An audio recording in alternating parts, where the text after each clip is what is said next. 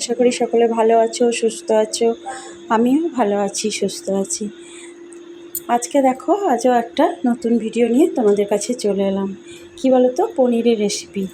এই পনিরের রেসিপি হচ্ছে চিলি পনির। আজকে আমি চিনি পনির বানাবো, তোমাদের কাছে তাই শেয়ার করলাম। তো দেখো, আমি প্রথমে পনিরগুলোকে ডুমো ডুমো করে কেটে নিলাম। পিস খুব ছোট হবে না, একটু বড় বড় রাখবো, যেহেতু চিলি পনির হবে সেই জন্য। তো তাতে আমি একটু লঙ্কা গুঁড়ো আর একটু কর্নফ্লাওয়ার মিশিয়ে, একটু নুন দিয়ে মিশিয়ে রেখে দিলাম। তারপরে সেগুলোকে গরম তেলে সবগুলোই একটা একটা করে নিয়ে ভেজে নিলাম। তারপর সেগুলো ভেজে যখন তুলে রাখলাম, তারপরে আমি সেই মশলাগুলো যেগুলো দেবো, পনির চিলি চিকেন বলো, পনির বলো, যেগুলো দরকার হয় সেগুলোই দিলাম। কি বলো তো, একটা ক্যাপসিকাম কাটলাম, আর অর্ধেকটা পেঁয়াজ নিয়ে আমি কুচি কুচি করে কেটে নিলাম। তারপরে কিছুটা কাঁচা লঙ্কা কুচিয়ে রাখলাম, যেমন ঝাল খাবে সেরকম দেবে। তারপরে এক টুকরো আদা আমি কুচিয়ে রেখে দিলাম, ধনেপাতা নিয়ে রেখে দিলাম। তারপরে দেখো, কড়াইয়ে আরেকটু কিছু তেল নিয়ে আদাগুলো দিয়ে দিলাম, কুচনো আদা। একটু নাড়াচাড়া করার পরে আমি যে কুচনো কাঁচা লঙ্কা, ধনেপাতা কুচি আমি ভেজে নিলাম। একটু ভাজার পরে আমি যেগুলো কুচিয়ে রেখেছিলাম টমেটো কুচি, সেগুলো দিলাম। তারপরে সেগুলো তোমরা টমেটো নাও দিতে পারো, আমি টমেটো দিয়েছি।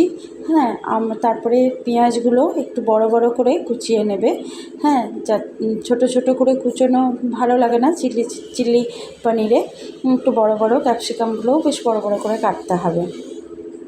কেটে সেগুলো দিয়ে দিলাম। তারপরে একটু তেলের মধ্যে সেগুলোও দিলাম। তারপরে চিলি সস, যেটা রেড চিলি সস, সেটা দিলাম। টমেটো সস দিলাম। তারপরে একটু সোয়া সসও দিয়ে দিলাম। একটু নাড়াচাড়া করার পরে যখন একটু দেখবে একটু তেলটা একটু হালকা ছাড়ছে নাড়াচাড়া করার পরে, তখন তাতে একটু সামান্যতম জল দিয়ে দিলাম। সামান্য জল দেওয়ার পরে একটু নুন, তারপর তুমি স্বাদ মতো নুন আর একটু চিনি দিতে পারো। কেননা সোয়া সস বলো, টমেটো সস বলো, চিলি সসে নুন থাকে, তাহলে পরিমাণ মতো নুনটা দেবে।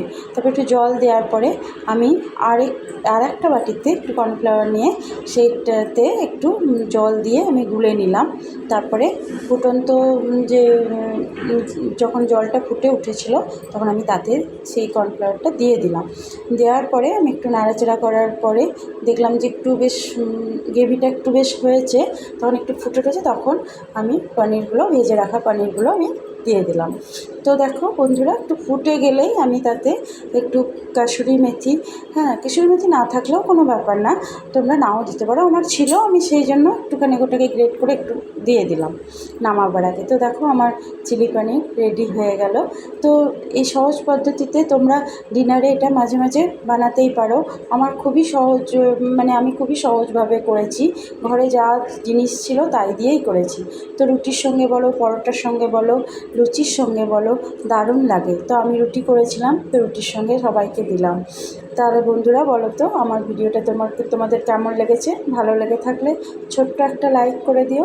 আর বন্ধু মনে করে রাখতে চাও, তাহলে সাবস্ক্রাইব করো। টাটা।